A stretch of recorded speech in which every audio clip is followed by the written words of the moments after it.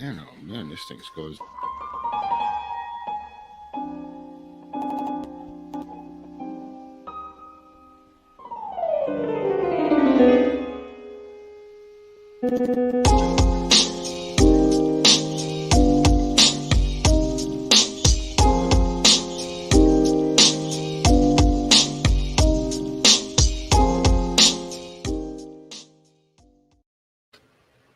All right, we made it. Are we here? Okay, The start button works it worked. this time. Yeah, I never know. I never know it's going to work, but we are Amazing. simultaneously streaming on YouTube and Rumble. And of course, everybody is hammering that red subscribe button right now, correct? Is that true? I hope so, because we're going to get even deeper into this whole series, and this is the only place they can find it. Is right here. Yeah. Have you found it anywhere else?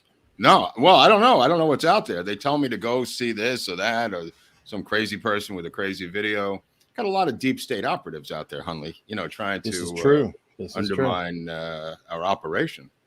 I'm telling you. And I mean, what is this one? We've got this one. You've got 1, 2, 3, 4, 8 books referenced just to do this episode. 8 right. books. And that's true. That is, I think there's more, but I put those 8 up. There's a few more that I was pulling some shit out of. But, it's kind of weird because as we get closer to the target, Hunley, we're going to be receiving more incoming fire from the ground. And that's how you're going to know we're over the target.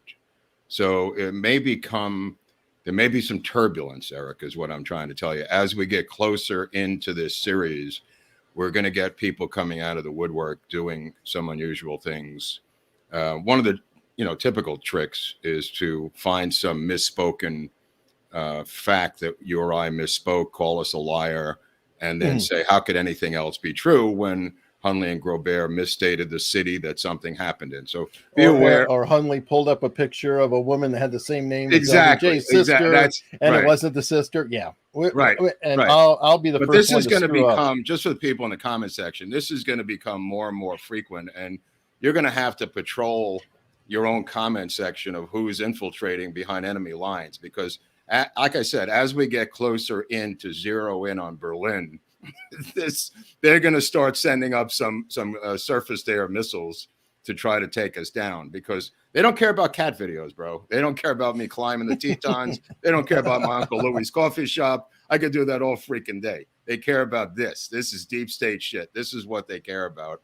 And if you want to subscribe and help us, so be it. But you'll be put on a secret list immediately. Oh, there you go. Oh, thanks, Mark. There you go. No, I'm kidding. I've been on the list for years. Look at me. My suffering. I've had my phone tapped since 2002, Hunley, as you know, with the certain military intelligence operations here. So I'm kind of used to it. I once asked Oliver how he puts up with it. He just says he ignores it.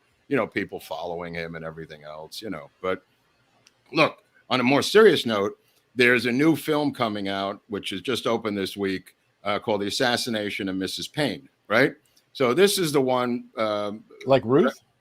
About Ruth Payne, right. It opened the other day. It's on. You can get it on Amazon Prime. So I haven't seen it yet. I'm going to watch it tonight, right?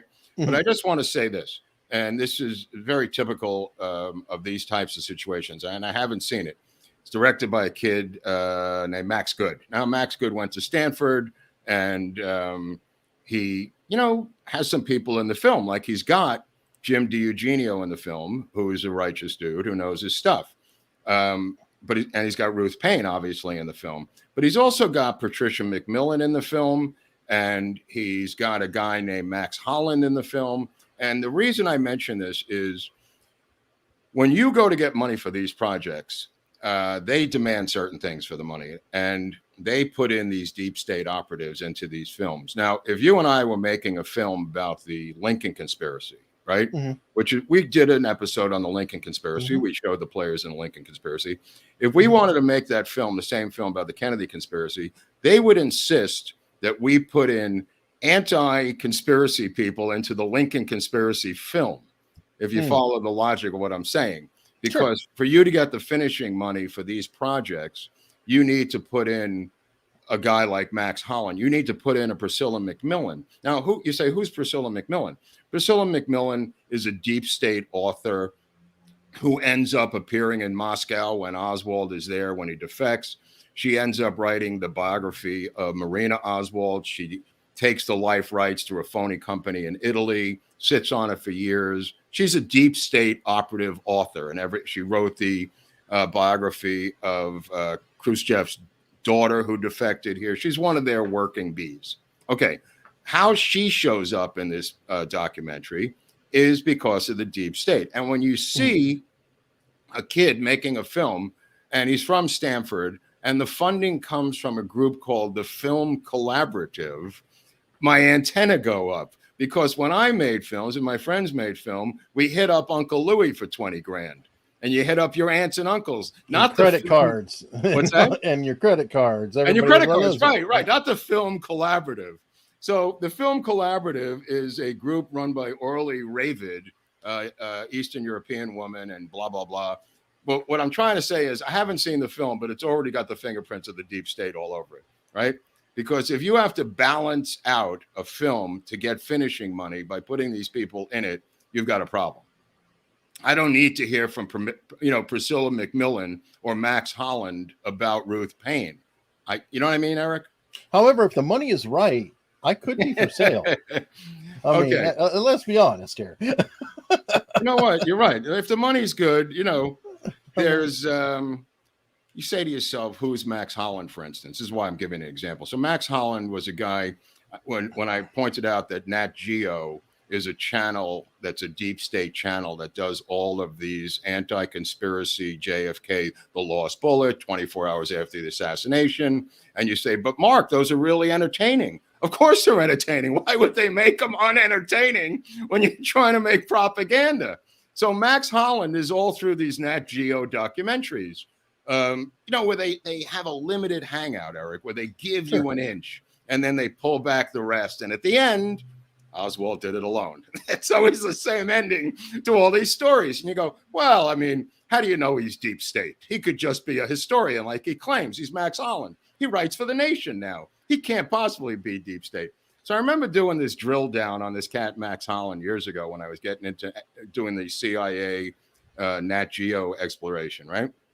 So what did he do for a living at that time? He ran a website.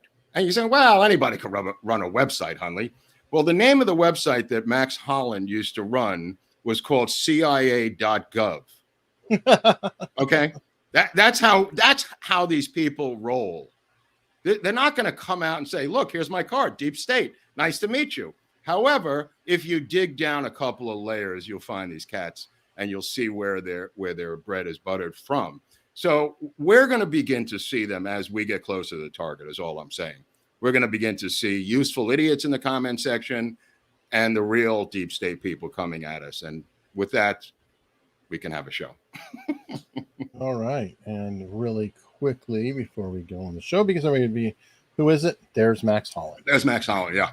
Yeah, the Lost Bullet. And he's also in this, like I said, the reason I mentioned him is because I looked up to watch the Ruth Payne film tonight, and he's in there. I assume to balance out Jim DiEugenio, a threat to the deep state. But if you're a filmmaker, what do you want to balance out? I mean, what is your agenda if you're this kid, Max Good? Either Ruth Payne is a deep state operative or she's not. I don't need a guy from the CIA to tell me she's not. That's not very helpful to me. And I'm just outing them before I watch the film. So, and I urge other people to watch it too. I mean, it's gotten some good reviews, but those reviews could be from the deep state for all I know on Amazon. Hey, maybe they'll be forthcoming. They'll say, yeah, they're deep state. Deep state's good. Deep you state's like the good. deep state. 10 stars for deep state. I mean, look, you had the Time magazine who literally wrote out that it was a cabal. Right. So why not? Why not? Yeah, why not? I mean, the deep state, could be feeling their oats and they're making their own movies and bragging about them now, But all right. Okay, well, so where are we today? What are we working on today here at the Hunley Institute of Technology? I think we're working on a gentleman named Clay Shaw. Just want to tell you something about this guy. First of all, right off the bat, because he looked kind of weird, right? He, by his own admission, claimed and bragged that he was an octoroon. Now, I don't know if you know what an octoroon is. Yeah, 1/8 black. Right. And 1/8 African American. Yeah, and not uncommon in New Orleans. I mean, But I'm just putting that out there. And he's also gay, but he's into a lot of weird stuff, which we're going to get into. He's the director of the managing director of the International Trade Mart in New Orleans. And that's going to play an important role because the International Trade Mart, like its sister trade mart in Italy, Centro Mondiale Commerciale, were launching pads for CIA and intelligence operations overseas. In our case, the one in New Orleans was a launching pad for Shaw to go to Italy, to the other one, but also to Central and South America, which is what the trade was about. And that was to infiltrate into those countries and those governments through a business porthole of trade. Cool. Got a couple super chats coming in. Dub Omega. Greasy Wheel. Thank you. And hold on. Hopefully it gets rid of my echo. I still hear myself here speaking. The host has unmuted your mic. Oh, that's nice. Okay. Look, that looks like a pound sign from another country. Yes, this is real money. It's British pound. Oh, wow. The dollar's not holding up as well. So thank you, Sue Miller. Thank you. This will last longer. Anyway, the world we're talking about for this episode is New Orleans in 1960-63. And it's kind of like Casablanca in 1942, or as Oliver pointed out, Saigon in 1965. This was an open city where laws were violated. Things were going on. There was spying. There was sex. There was debauchery. Like Mexico City in 1958 through 65. A lot of stuff was going on in New Orleans at that time. And the district attorney was this guy, Jim Garrison, who will come into this story. Now, Jim Garrison is going to have his own episode. So I really don't want to get into the Clay Shaw trial today. Is he next? Will Garrison be next? I don't know if he's next, but he's going to have, he's going to have his own episode. So I don't really want to go that deeply into the trial of Clay Shaw, because in the Garrison episode, we're going to go into the trial more deeply than today. We'll take this today up to the trial, let's say, whichever, he's acquitted in the trial. But regardless, I don't want to give away the ending, but and Titanic, DiCaprio, I think, drowns at the end. But that's the rumor. That's the rumor. We don't know if it's true. It could be. Allegedly. So getting back to Shaw, who is from Louisiana, grows up. His grandfather was a sheriff of a parish that was called the Bloody Parish of that area, and his grandfather was like 6'6". He was a sheriff. He killed a bunch of people. He ended up being promoted from sheriff of that parish to a federal marshal. So he got some legitimate bona fides by killing whoever he was supposed to kill. It was a place where the mob dumped their bodies, from what I understand. Would you argue with him? It's Tanjapahu Parish. I know I'm mispronouncing it, and only a New Orleans person could pronounce it. But anyway, so this guy grew up upper middle class or middle class, and he, wanted to become a playwright. He was gay. He was a kid who went to the same high school, by the way, as Oswald, even though he was older. But he goes to officer cadet school, World War II. And when you're swinging over that creek thing, the thing with the rope, Eric, the training thing where you're swinging over, he lands on his leg, breaks his leg. And instead of telling anyone, because he wants to be an officer, bottles it up and doesn't say anything. And that's why he walked with a limp the rest of his life, was because of that incident. That's tough. What's that? Yeah. Oh, yeah. Son of a bitch. Oh, yeah. So he becomes the aide de camp to a General Charles O. Thrasher in Belgium at the end of the war. And Thrasher is kind of a sadist. And he's in charge of transferring. Yeah, there he is on the left. That's Thrasher on the bottom left. And on the upper right, with the dark hair, the cigarette, is Clay Shaw. And he's a major. I don't know how many. He's a major. He was a lieutenant, goes to major, becomes the aide de camp to this guy, and is operating out of Belgium. Somehow he gets a Bronze Star. He's never in combat, but he gets the Bronze Star, the Legion of Merit, some Croix de Guerre from France, and the Knight of the Order of the Crown of Belgium. I don't even know what that means. You can get a Bronze Star without combat, by the way. Okay, well, they have one that's combat and then one that's not. Okay, well, he gets these medals or whatever, and he starts to operate in the intelligence division of this unit with General Charles Thrasher. Now, Thrasher is called on the carpet for abusing the German prisoners and starving them to death, which is not a good look, as he's turning them back over during repatriation to the French. Now, keep in mind, Garrison at the same time is at Dachau throwing up, and he's inside Dachau as a soldier. He's with that group that enters Dachau for the first time, Garrison. Wow. Yeah. Jim Garrison, the lawyer?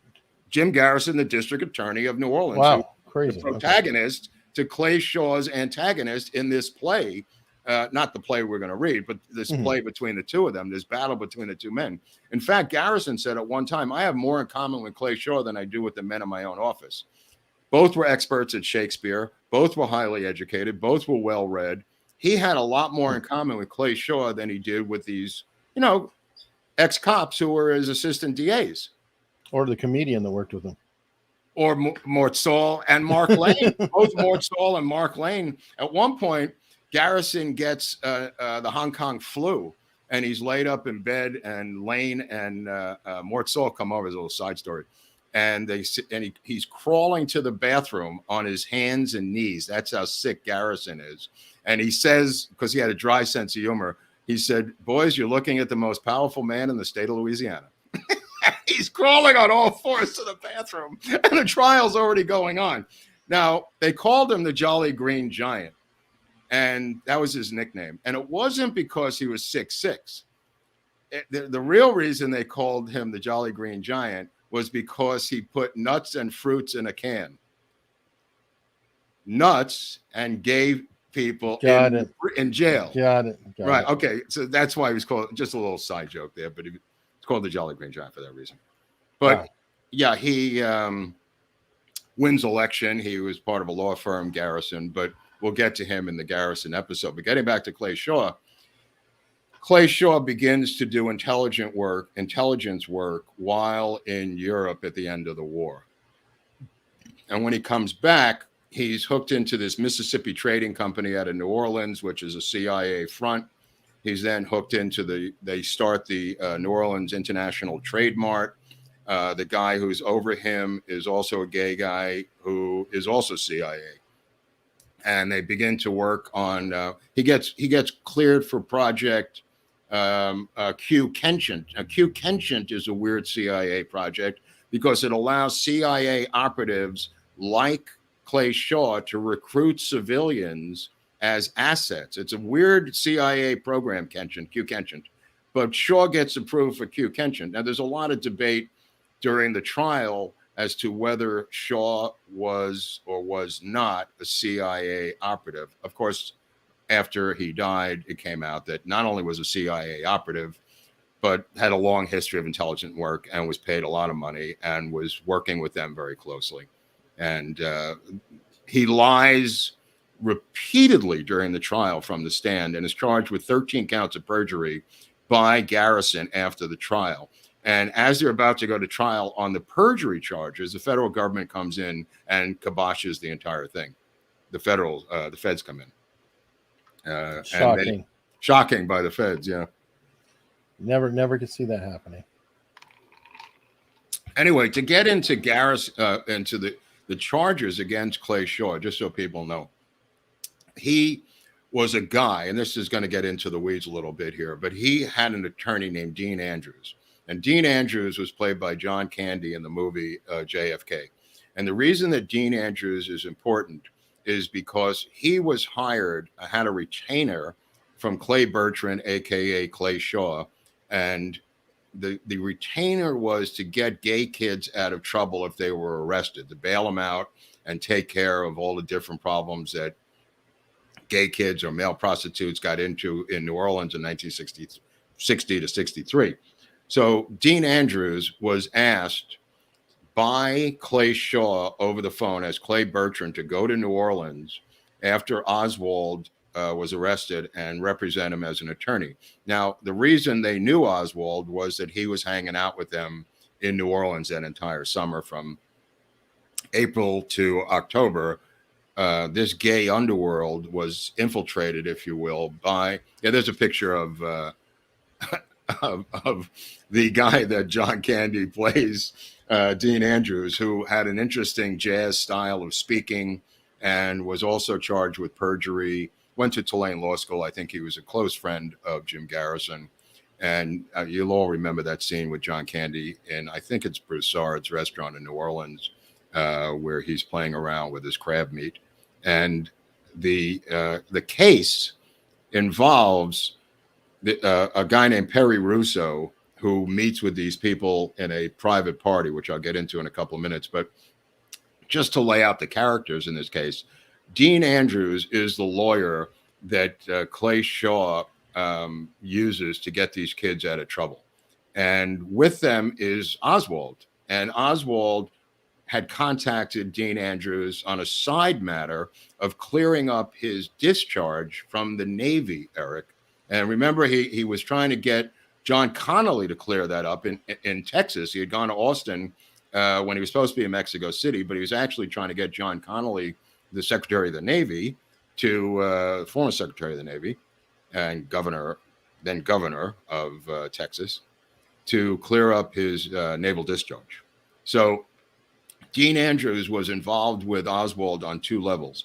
One with this discharge thing, and the second one with these gay events that were happening in New Orleans that summer. So this guy, Clay Shaw, drove around in a 1959 convertible T-Bird, if you remember that car, Eric. That's a sharp car. Yeah. And he was a sharp-looking guy, and he had a lot of young boyfriends, and he had a lot of sexual deviances. And one of them, he lived in a converted stable. I want to say a stable. Is that possible? A carriage house. No, He renovated a carriage house into a 2-story house, which was luxurious. Had a red door, 1313 Dauphine Street in the French Quarter. And the ground floor had, Oriental rugs and then silk tapestries on the walls.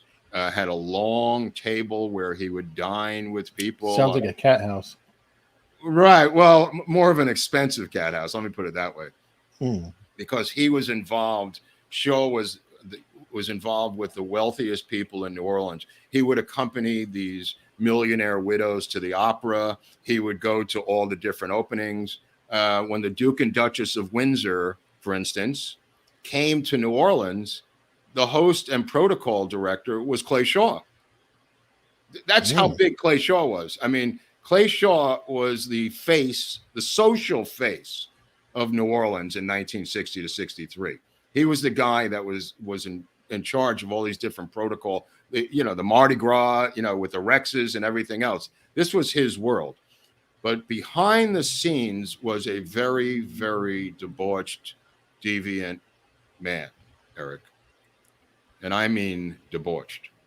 I don't know what we could get away with here, but he was into S&M. He was into whips and chains and phalluses. And the upstairs of the carriage house had all these S&M devices and handcuffs to the ceiling.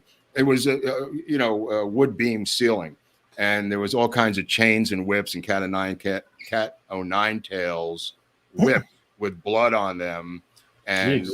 Oh yeah. And he was part of a group called the Clem Bertrand Society. The Clem Bertrand Society was an underground S&M secret society named after Pope Clement V, who was very supportive of gay rights, at least at some level, as a pope back in the day in the Middle Ages. So the Clem Bertrand comes from Pope Clement V, and Bertrand was a pseudonym that he used, but everybody knew upon seeing him that this was Clay Shaw. So it was kind of a known secret. It wasn't that weird. I mean, there was a barbershop there was a barbershop on Iberville Street, and it said haircuts $1.50, shaves 50 cents, whippings, consult with Clay Shaw for today's prices. This is what it said on a chalkboard. It said that on the board. So I mean, this was not even a secret in New Orleans who this guy was and what he was doing. By the way, we've got. I see somebody coming in here on the. Here we go. I don't know that you're demonizing homosexuality, or are you saying that he is a deviant? I didn't hear you saying homosexuality is bad. Did you? Did I say that? No, I'm just telling you what the guy was into, and it plays into this story because of Dean Andrews being the lawyer to get these kids out of legal trouble, and Dean Andrews begins to perjure himself, and that's where Garrison starts to charge him with perjury because he admits this to the Warren Commission. Dean Andrews went before the Warren Commission, so Garrison is reading this, and now he's lying to Jim Garrison, saying, "I don't remember ever talking to Clay Shaw." And Garrison flips out, and that scene in the movie is when he says, "I'm going to haul your fat ass and charge you with perjury, Dean," which he does. Which he does charge him with perjury. And the reason that he's charged is because he begins to cover up for Clay Shaw. And the essence of the case is that these people conspired together. And the reason this is important is because David Ferry, Clay Shaw, and a guy named Perry Russo, who was a male prostitute, a right-wing fascist male prostitute, who ends up in Angola at one point, ends up as a cab driver later in life in New Orleans. But these are right-wing Bourbon French monarchists who are a leftover from the Napoleon Bonaparte French era, who are essentially right-wing fascist monarchists in New Orleans, Louisiana. This is what I need to explain to people. They were not lefty liberal gay guys. These were hardcore macho sadistic fascists who had all kinds of sex parties and gay sex parties involving S&M behaviors and S&M things. And there was, blood involved and whips and cat and nine tails and, all this different stuff. I'll just tell you this. A week before he's arrested by Garrison, Clay Shaw is arrested in the backyard of his own house, chasing two naked black guys around, and they're all sticking bottles up inside themselves, doing stuff with wine bottles. And the neighbors called the police. So this was what was going on, just to set you the atmosphere of what was going on. I don't have an opinion on it one way or the other. I could care less. But no, I know. I just noticed that somebody's already in here, and they're saying, "Oh, he was being chased because it was all about homosexuality." And it's like, no, I think he happened to be gay. But I don't think that's why Garrison was trying him. And I think that... right. In fact, Garrison tells his men not to discuss it with the press at all. And when he's arrested, and they go upstairs and they confiscate all of the sexual devices that were being used for these S&M parties that had blood on them. His men wanted to check the blood and see whose blood they were and run it through some sort of primitive database. And he said, don't even bother. Garrison sends all the implements to a guy named Dr. Robert Heath at Tulane, who's the head of the psychiatry department. And he says, let me know what your opinion is of a guy psychiatrically who would have these devices. You know what I mean? He doesn't even tell him who it is. And he says, well, Heath comes back and says, well, this is obviously a sadist who's gay and may have some sort of hatred towards the president for some reason and may be a sociopath. Now, this is just Heath's off-the-cuff remarks and study of what the devices were that Garrison sent him. But the reason it's important is not because of his response, but because of who Robert Heath is. And Garrison doesn't realize this, but Robert Heath is the Jolly West of the East, if that makes any sense. Robert Heath was Jolly West. Robert Heath was a William J. Bryan of Tulane, of Loyola, of Tulane. And he was doing experiments on gays, trying to convert them to being straight. He was doing experiments on their frontal lobes, right? He was also doing LSD experiments inside of his clinic. He was also working with the deep state in terms of trying to come up with stuff to, to deal with Castro in Cuba. And some of the kids who worked with him stole some of the acid from the laboratory, had a party in the dorm at Tulane that Lee Harvey Oswald attended and took acid at the party. This is a completely sidebar story, but that's who Robert Heath was at that time. And I have a friend who's a doctor who went to Tulane and studied under Robert Heath. And he said to me, I never did experiments on humans. And I said, I never asked you that. So I thought he was rather defensive, this psychiatrist friend of mine. And he said, we only experimented on monkeys, opening up their brains and putting electrodes in them. I don't know if they were gay monkeys or what the deal was, but the reality of it was that Ferry, who had a lab in his own house on Louisiana Parkway, he had an ad hoc lab, and he was working on injecting mice with cancer and involved in CIA operations of flying down to Cuba. And, he had these harebrained schemes of dropping hundreds of mice in little miniature parachutes over Cuba. And then they would catch on fire by some sort of device and run through the sugarcane fields, burning the sugarcane to the ground.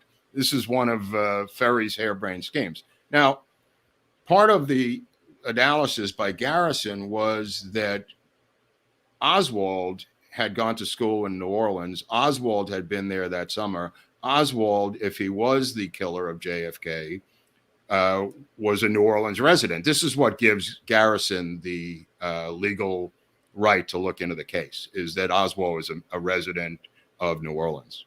And that summer, he was hanging out with David Ferry. He was hanging out with Clay Shaw, which his lawyers vehemently denied. He was hanging out with Guy Bannister, and he's passing out these flyers for Guy Bannister. It was ex-FBI. Guy Bannister was a deep state operative at 544 Camp Street, and the Lafayette Street entrance was the front, and Camp Street was the side. And through that office, they ran guns to the Cubans. They did all kinds of nefarious things out of that office. One of the things they did was to have Oswald go down by the Trade Mart and pass out flyers for the soon-to-be Fair Play for Cuba committee that Oswald is the only member of. And I think we found one of the original flyers here. Now, the reason this flyer is important, Eric, is because it is one of a handful that exists that have Lee Harvey Oswald's name on it, and Magazine Street in New Orleans, and the location. This is one of the lectures. There's another one. I don't know if you have another one that says 544 Camp Street, because this is, I don't know if you have another one there. I have this one with another person, Heidel. Right. Okay. This is another one from the post office box, but the one I was looking for said 544. There's Camp Street. There it is. This is the one I wanted, because this is the one that freaked out Guy Bannister, because it has 544 Camp Street, and that's the same building that Guy Bannister has his office in. And he flipped out, and they printed up hundreds and hundreds more without that address. That was the first batch. And he was passing these out in front of the Trade Mart down where Clay Shaw was.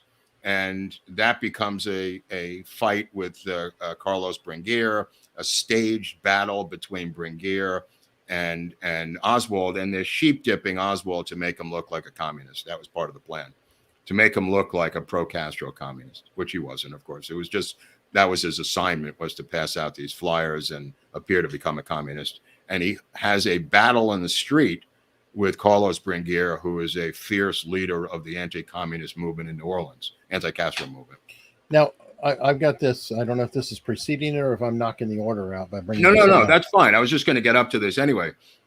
This is from the Civilian Air Patrol. It was like the cadets of it was the Boy Scouts of the air, let's say, where you learned how to fly a small plane, and it was a Civil Air Patrol. And Ferry denied to his death that he ever knew Lee Harvey Oswald. This surfaced a couple of years after the Garrison case and after his death. And on the left is David Ferry, and on the far right is a 15-year-old Lee Harvey Oswald, proving that they were in the same Civil Air Patrol together. Now, Ferry ran the Civil Air Patrol. Ferry was a crackerjack pilot who was fired by Eastern Airlines for homosexual improprieties. Let me just put it that way. There's a shot of Ferry for Eastern. Ferry was a CIA pilot. He ran flights to Central America, South America. He ran missions over Cuba, dropping these fire bombs and mice and all the crazy crap. And he was working with a guy named Oxner at a Tulane who was developing a cancer, injectable cancer, to kill Castro with a injectable cancer thing, which I think Jolly West later masters with Jack Ruby. I think a couple of years later, that's mastered by Dr. Jolly West. In fact, that cancer killing injection. Fun. But Ferry, in that photo that you see there, this is pretty interesting.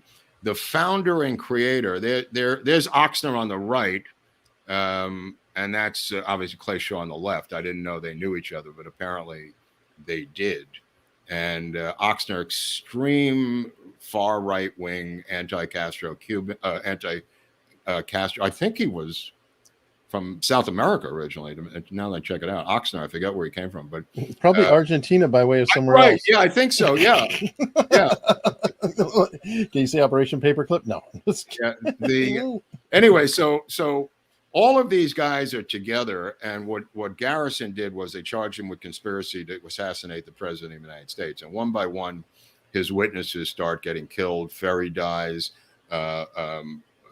Laval, who was his paymaster out of Miami, dies. Who was another Cuban. There's the death of Ferry. He took hundreds of pills, speedy kind of pills that killed him, blew up his heart. Some people think he was killed. We don't really know, but they should have protected him better as a witness. Perry Russo, who is a witness. Now, this is a controversial photo because it supposedly shows Ferry second from the left, and the guy on the right standing up with the black tie is Clay Shaw. That's been established. There's some debate as to whether this is a 1949 photo, by the way, whether that's David Ferry, who they claim did not move to New Orleans until years later, 1950.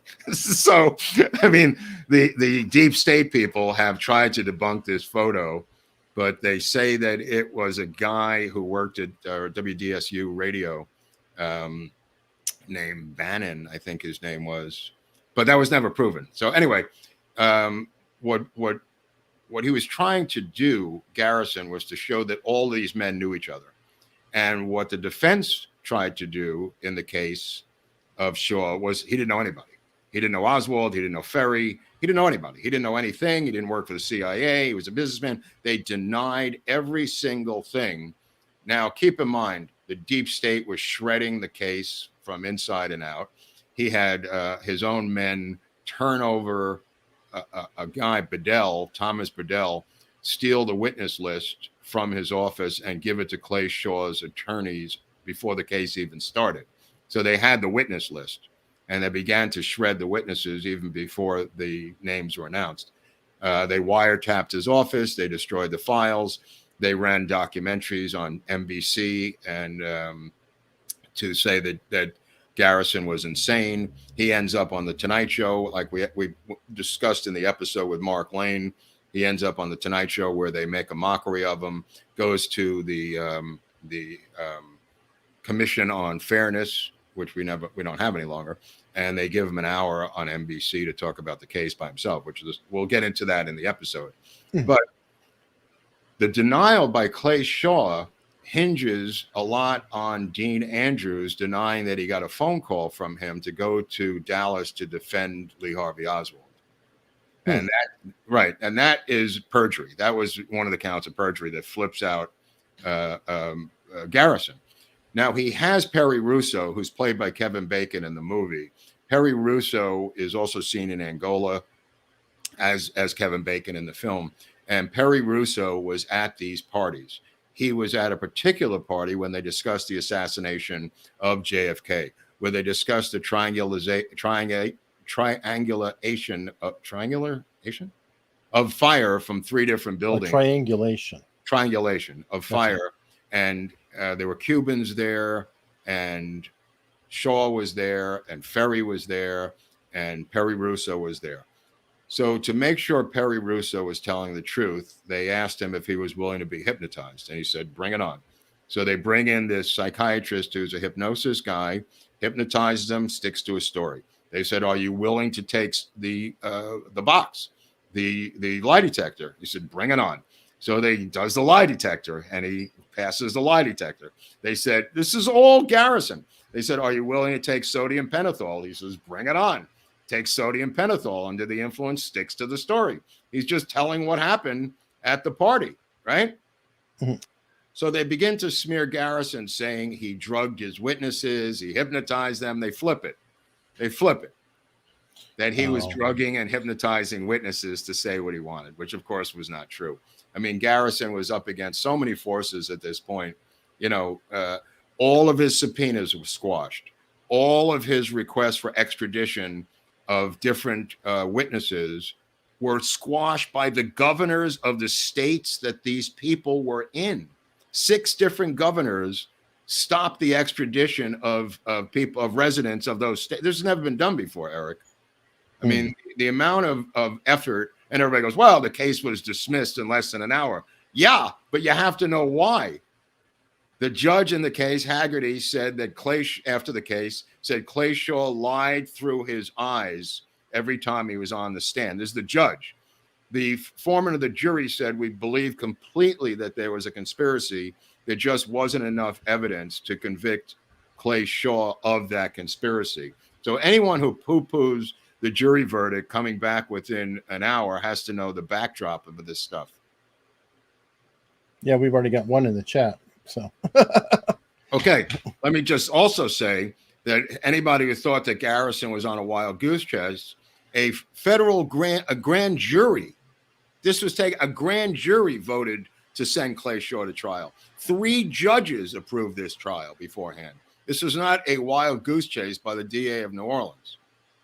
This was not a career advancement. He was a very popular DA, and he won re-election 3 times and then became a judge and won that 10-year seat as an appellate judge in Louisiana. So, I mean, this was not a career opportunity move. It actually just helped to ruin his name and everything else, by doing this. He didn't need the aggravation. Yeah, well, here's your guy again. Jim Garrison was not a good man. Okay, he was a war. Why wasn't Garrison reelected? I just said he was a war hero who was reelected 3 times as district attorney of New Orleans and elected to a 10-year seat as a state appellate judge. Other than that, you're pretty accurate. Thank you for coming by. This is the type of stuff I said at the beginning of the show. And we don't have time to really deal with these types of people who are going to come at us to derail us. Mm-hmm. These are what I call the Holocaust deniers of the JFK research that we're doing. We don't have the time, nor the energy, nor the desire to debate Holocaust deniers. As I said, that's the way I was raised. You don't want to give them any air. They're going to try to get air. We're going to try to stop them from getting air. I mean, air, intellectually. I get it. Yeah. And trying to debate this because we are way past this point.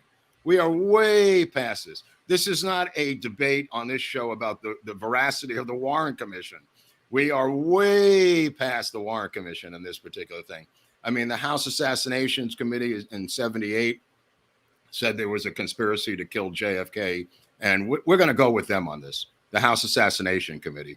I'm going to go with that federal elected body as opposed to a hand-picked body by LBJ where he knew the outcome as he hand-picked commissioners. The House Assassinations Committee were elected representatives of the people of the United States who said there was a conspiracy to kill the president. Okay, just keep that in mind as we go forward with our research in these areas. Oh, and it might be time for the play. Oh, yeah. Before we do that, though, we got happy stuff here. We deserve a lot of things. Thank you. But we'll definitely take the cash. We really do appreciate it. He'll take it, right? That's Hundley. He'll sell out in a second, Hundley. I'm not taking that cash. That's right. Absolutely. He was a war hero. He was a political hero. And he was a real hero. Yeah. All right. Oh, hey, it's Stacy Lawrence Lee. Thank you very much. Haven't seen her in a while. Nope, but that's very, Welcome very back. kind. All right. So, let me just preempt this thing by saying a lot of these guys who are in the deep state all seem to have a novel or a book or a movie or something. And I think the reason that they do that is this is the place submerged that we're going to get into in a second. But as you've noticed, after their careers are over, they all seem to write novels, right? And I think one of the lures for doing what they're doing is that the deep state, the CIA tells them, we're going to publish your works if you play ball with us. We know you really want to be a novelist. We know you really want to be a screenwriter. We know you really want to work in movies. Now, the ones with novels are much more apparent because they come out after their careers, and you could read them, and they're novels. You know what I mean? And you see a lot of that. And I think one of the bargains they make with the devil is that the entities that they're working for undercover in the deep state promise them fame, promise them success, and promise them that their works are going to be created. Now, we've already gone through the Hollywood list, Eric, of people who got success by cooperating with the deep state. We've gone through the media version of it. If you want to look at Anderson Cooper, you could look at Anderson Cooper and some of the others, who interned at the CIA, so to speak, quote unquote. They make deals with the devil. They do. And one of the deals is that this guy. Well, he did this as a teenager. Right. Again, he befriends Tennessee Williams. He is hooked up with Gore Vidal as an adult. He begins to work in the art community of New Orleans. But it starts with this play, Submerged, which he wrote because he wants to be Tennessee Williams, Eric. And I'm sure they're promising him, you're going to be Tennessee Williams if you cooperate with us. I mean, that's why I'm mentioning all this stuff. This was the bait was Submerged, his play that they put on in New Orleans. And in the play, which Eric and I are going to perform a short version of, you will see his talent. Whether it's there or not, I don't know. The play won some awards. But the point of the matter is, if you could show the first photo before we get to this one, there's another photo that I gave you. This is a submarine set. Yeah, okay. So these are the men at the bottom of the ocean in a submarine, and they're covered with oil, and it's a very sexualized play. And he describes in the notes exactly how this is to be depicted. And let me just find my glasses here because this is kind of interesting.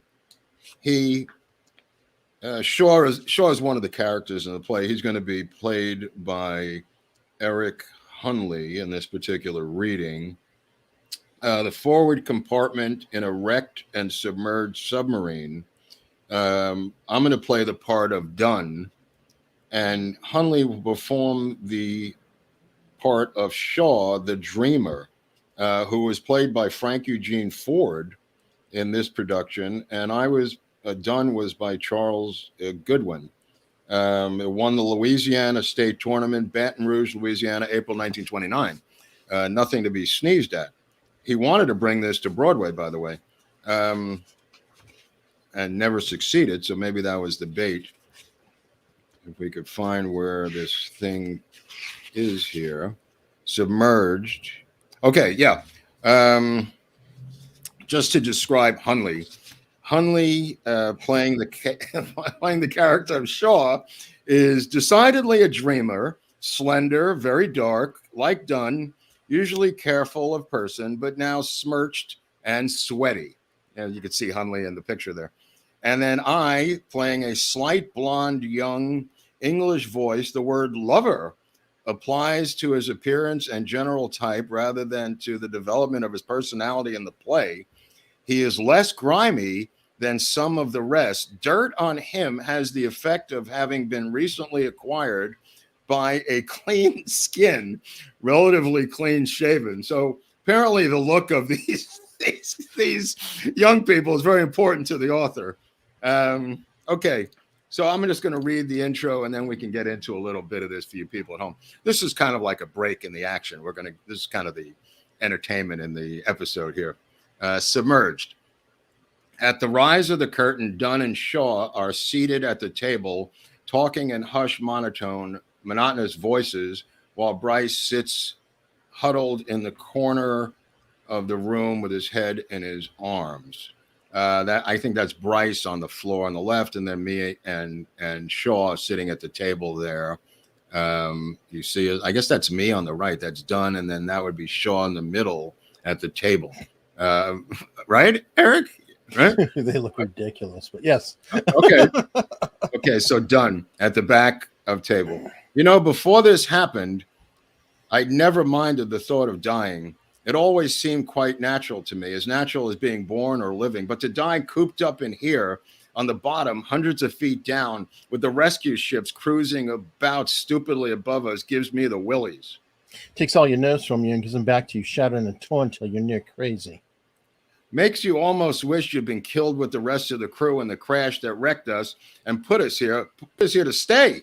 At least they died quickly. They didn't have this awful waiting for death to come, feeling it creep up upon you. No way to stop it. Slowly, so very slowly, but creeping on. I shouldn't think of it if it affected me that much. Reaches for a bottle and pours himself a drink, sips it slowly. Dunn has not heard him. He takes a small picture from a pocket case and studies it. A sailor oughtn't have to have a sweetheart waiting for him. He puts the picture away. 3 days now, oscillator sounding our position steadily. Nobody answers. Air can't last much longer. Steel walls casing us in. Seems as if they're growing smaller every minute. Who knows when these sprung plates up there, points up to the fourth wall, will begin to crumble and leak. You'd think they had eyes looking at you greedily, as though they knew how soon we'd be their companions in silence. If they know, I wish to God they'd tell us. Then we'd have something to look forward to at least. I shouldn't wonder if we'd all be at one another's throats before long. I've heard of cases like that where men turned into beasts with such a cause as this. If we do, it's all up. Oh, it's too fantastic for words. I can scarcely believe it that I'm here, hundreds of feet below the sea, with only that damaged thin steel up there to keep out the terrible crushing pressure of the water. I've always loved the sea. I've watched it roll back and forth as though it were trying to entice me to itself, trying to tell me of wonderful things that it knew about it and could tell me only if I were closer. That's one of the reasons I joined you. I wanted to see what it was all about. It puzzled me. And when it got me, see what it did? I've never minded death either. I've always thought of it as a pleasant sleep, but I did want to shift off this coil in a natural way, I suppose, though. It doesn't matter how you die. It's all the same in the end. At any rate, we've possibly got the choice of drowning in here or finally using up our air supply and asphyxiating in there where the water can't get in. Bravo, Hunley. Bravo. Way to go. And so concludes another episode of Submerged in our ongoing reading of bizarre plays and literature as a team. Now, quite ironic that Hunley is or is not a descendant of the SS Hunley submarine, Eric. So I found that to be ironic. But yet we get a mere flavor of the work of Clay Shaw and what could have been a bigger play on Broadway if he had played his cards right. And yet something went wrong. He was charged with the murder of the President of the United States. Now, in this episode, what we're going to look at now, I'm going to show you a picture here of Jackson Hospital, Jackson State Hospital that we pulled up before in Jackson, Louisiana. I don't know if you have that photo that we were looking at. Okay, this is interesting because this is where the case gets interesting. This is Jackson State Hospital. There's an insanity ward in there, and it's nearby Clinton, Louisiana. Now, Clinton, Louisiana is of importance because Clay Shaw, David Ferry, and Lee Harvey Oswald drive in a black Cadillac to register Oswald to vote in Clinton because they want to get him a job at Jackson State Hospital. So he has a cover story as to where he works. Some people believe it was to put him in an insane asylum if he acted out. But the plot that day was to drive to Clinton, Louisiana, which they did together. Shaw denies this in the trial, by the way. In the opening of the trial, witness after witness after witness comes forth. And the reason there's so many witnesses is Shaw picks a day to register Oswald to vote in Clinton, Louisiana, when the Congress of Racial Equality is registering every black citizen in the city to vote at the city clerk's office. So Clay Shaw shows up as this white guy. He gets out of the Cadillac. Inside the car is a strange-looking David Ferry, and Lee Harvey Oswald gets online with an entire black group of voters to register to vote, and he stands out like a sore thumb, and in fact signs the guest book as Lee Harvey Oswald for the clerk's book to register to vote. And that's how we know that the three of them were together in Clinton, thereby establishing a relationship between Oswald and David Ferry and Clay Shaw. Now you say, what did they do with this? What Garrison did was to open the case. Is he brought witness after witness after witness to the trial to stand on the witness stand to point that Clay Shaw was in Clinton, Louisiana that day registering Oswald to vote. One black guy and black woman after another testified in open court that they saw Clay Shaw. Now, and Oswald that makes sense with Oswald because he liked having lunch with blacks too, right? Right. He was an integrationist anyway, so it went into his wheelhouse. But they stood out like a sore thumb is what I'm trying to say. And if it wasn't even more confusing, the sheriff came over to the car, asked Clay Shaw's name. He told him, asked him for his license, and he showed him his license. The sheriff of the town testified that Clay Shaw was at the wheel. You couldn't make this up. And the fact of the matter was, Clay Shaw did drive up there with David Ferry and Oswald and did go to register him to. And that busts out Clay Shaw, who's saying that he had no relationship with Lee Harvey Oswald right there. And I think there was 9 witnesses. I forget how many testified in court, but there was quite a few. We had one picture. You didn't. We didn't get into this. This was another drag party, I think, where he's wearing a mop wig. Just some hijinks that ensued in New Orleans, I think. Probably as they are. 1950. Another one of Clay Shaw. I don't know who the other two guys are on the left, but that is Clay Shaw, Clem Bertrand, or Clay Bertrand, as he testified himself when he was arrested. The arresting officer, the booking officer, asked him if he had any other aliases, and he said Clay Bertrand, and he put that down there. That was thrown out of court by Haggerty, who years later was arrested in some sort of gay orgy in New Orleans. Haggerty, the judge. You can't make this up, folks. You can't make this up. Had nothing to do with the case, but Haggerty throws out the testimony of the booking officer who was simply putting down what the guy told him. It was on paper.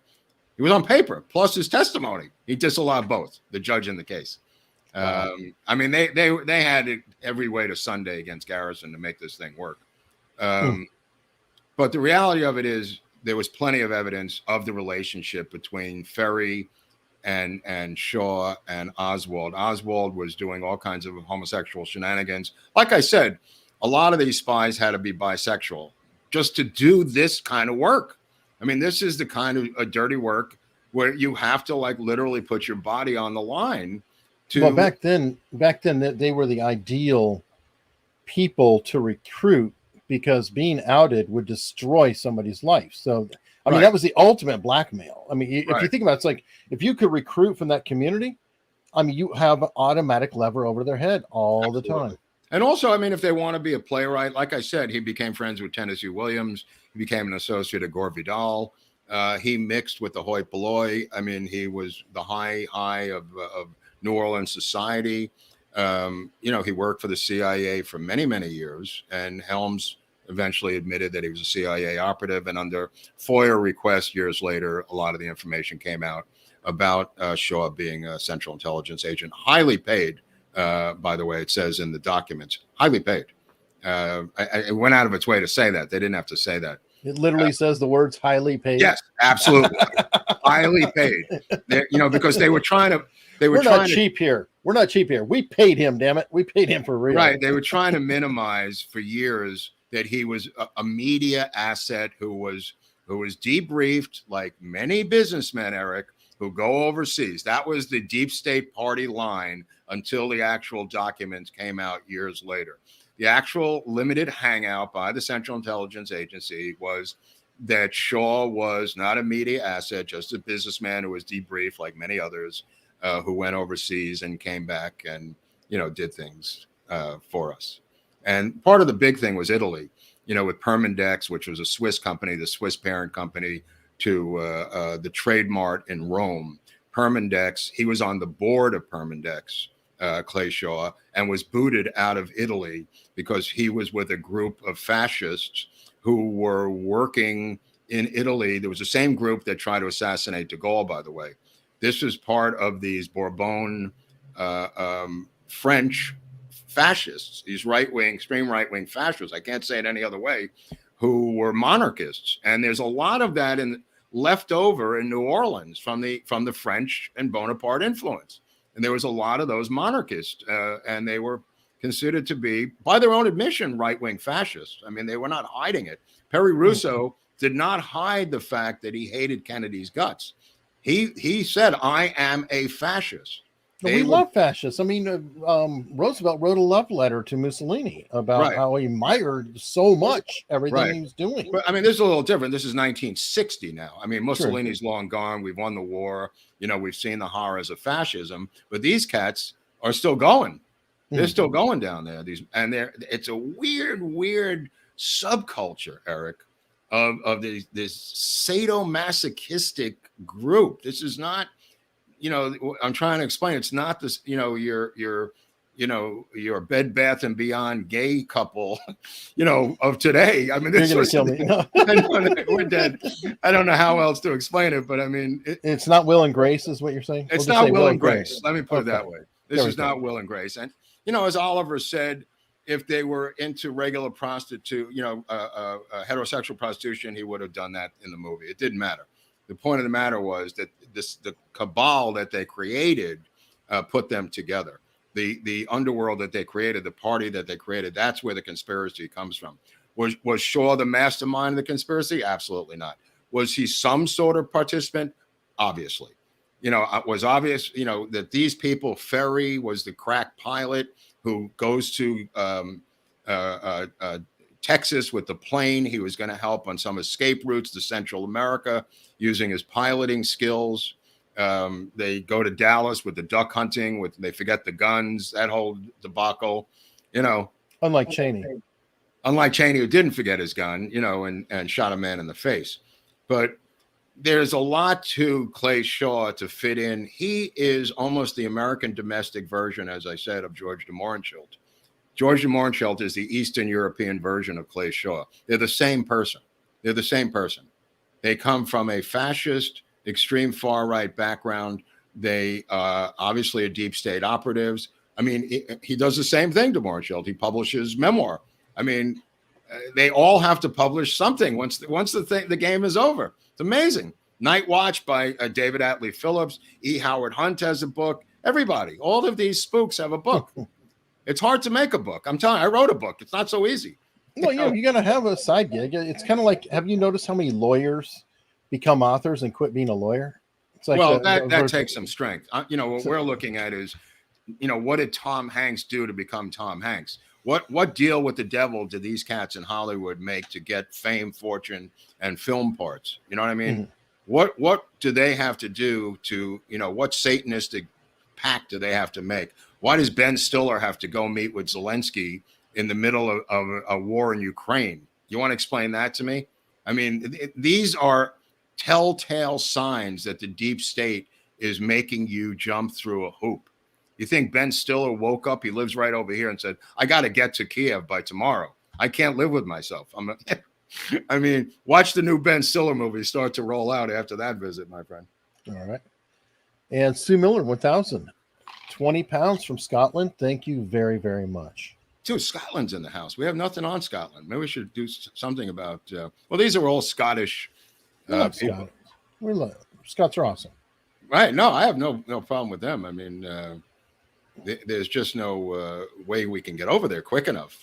If we leave now, maybe we can get there in a couple of days. But anyway, so we kind of laid out some of the background, some of the plot that led to the indictment of Clay Shaw. In the Garrison episode, like I said, we're going to pick up where this episode leaves off and get into the actual trial.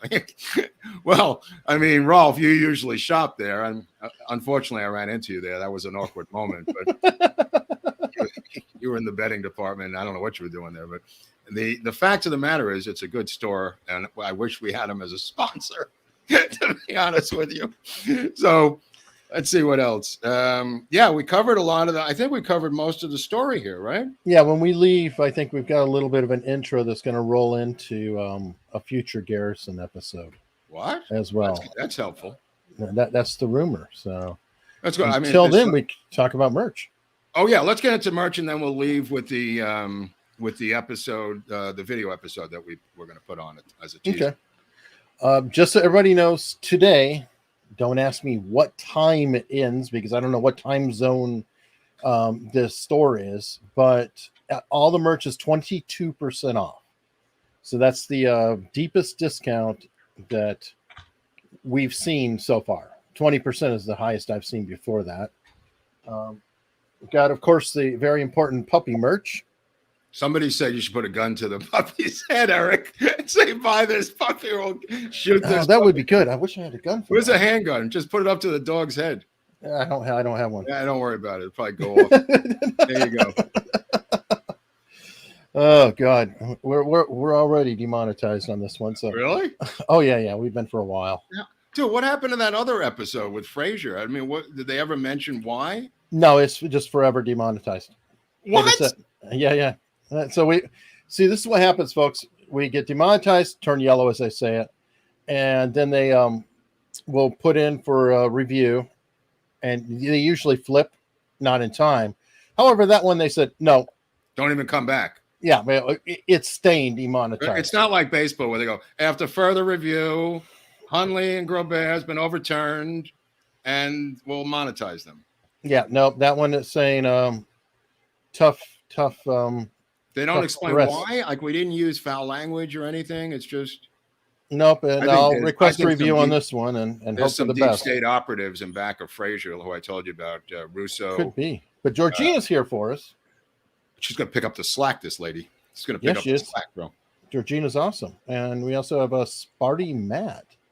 Sparty Matt missed a couple of streams. Yeah, and we noticed that Sparty Matt. That's not going to be tolerated.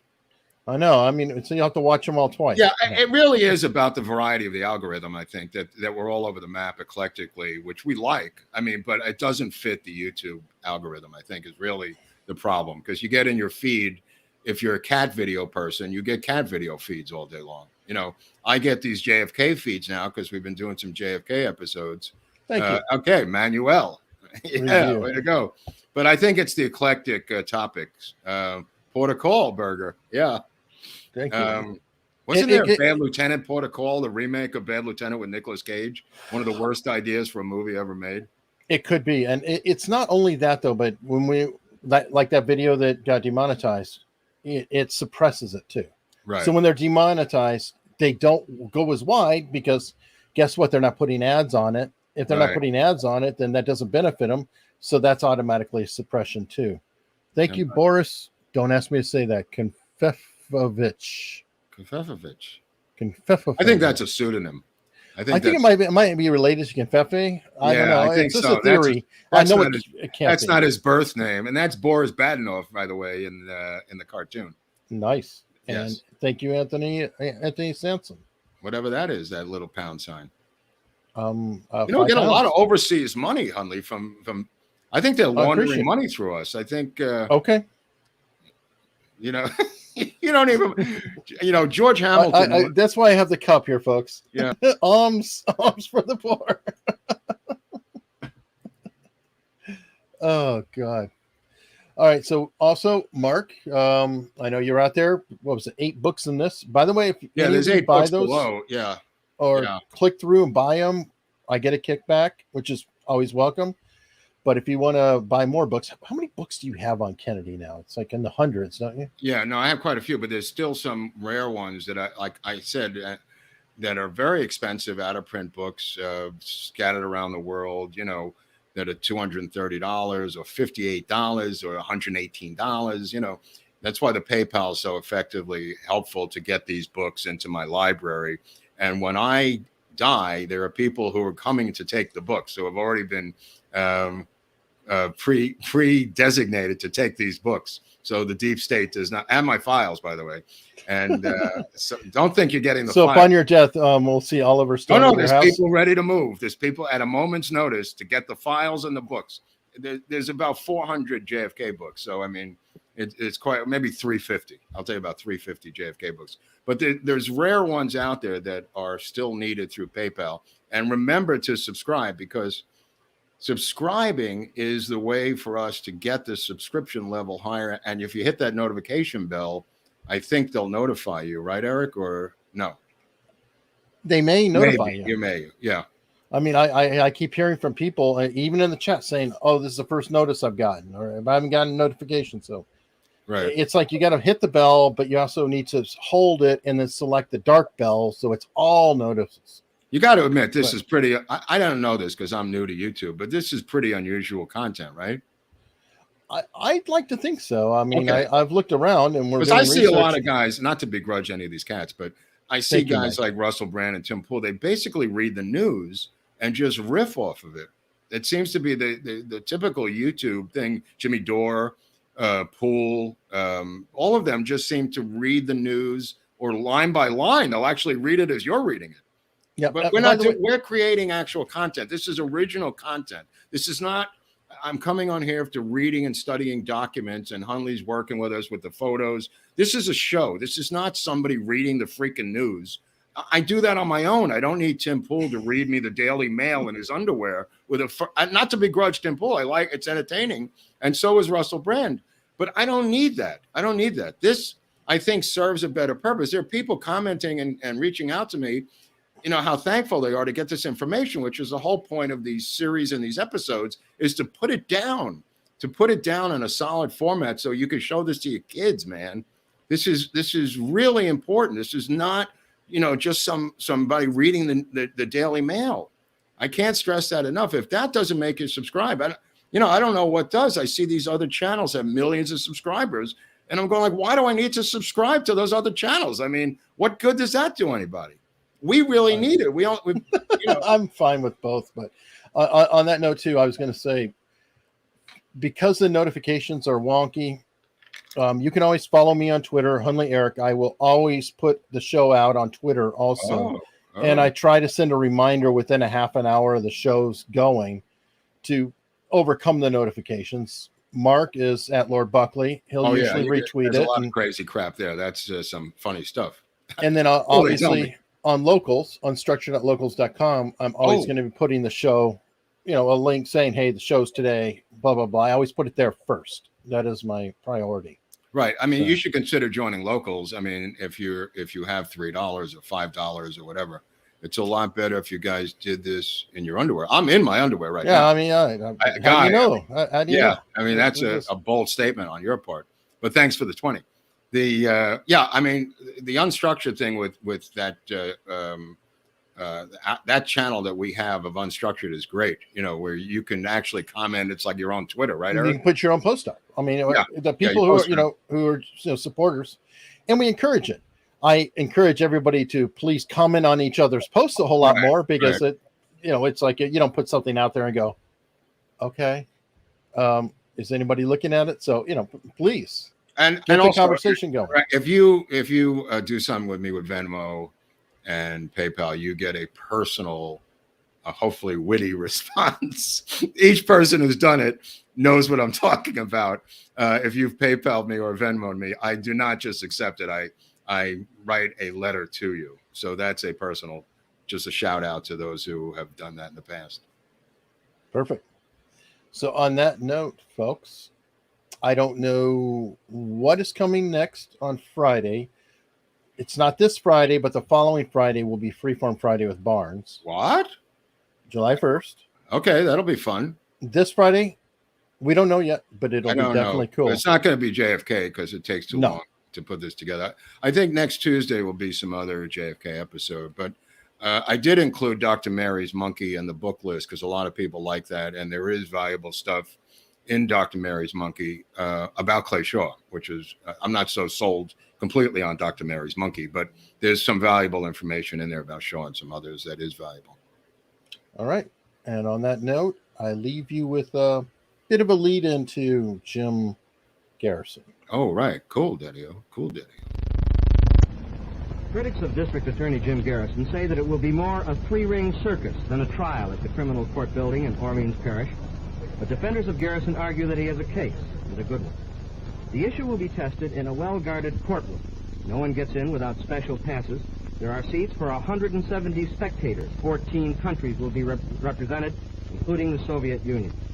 Even closed-circuit television cameras have been installed for security reasons. One of the two principal actors in the drama is Jim Garrison, the district attorney, a flamboyant man his detractors call the Jolly Green Giant. Little is seen of him these days, not even in court. His last public appearance was in December. The other protagonist is Clay Shaw, a retired businessman and real estate dealer. 55 years old, a chain smoker, Shaw has consistently proclaimed his innocence. If he's convicted, he can get 1 to 20 years in jail. Finally, a key witness is Perry Russo. He testified at a preliminary hearing that he heard Shaw plotting with Lee Harvey Oswald and a man named David Ferry to kill President Kennedy. It happened, Russo said, during a party at Ferry's home in September of 1963, a party in the second-floor apartment. The state admitted Russo had been hypnotized before his testimony. The defense contended he was left with a post-hypnotic suggestion. Garrison charged Oswald and Ferry met again at a seawall off Lake Pontchartrain in the summer of 1963. Garrison's witness there was a man who admitted he was a dope addict, about to give himself a fix. The presiding judge is Edward Haggerty. Good morning, Judge. Good morning, Judge. Well, we hope we get him today so we can start the trial tomorrow. I think we will get him today. Good. Thank you. For the next several weeks, the jury will live in a motel a mile from the courthouse.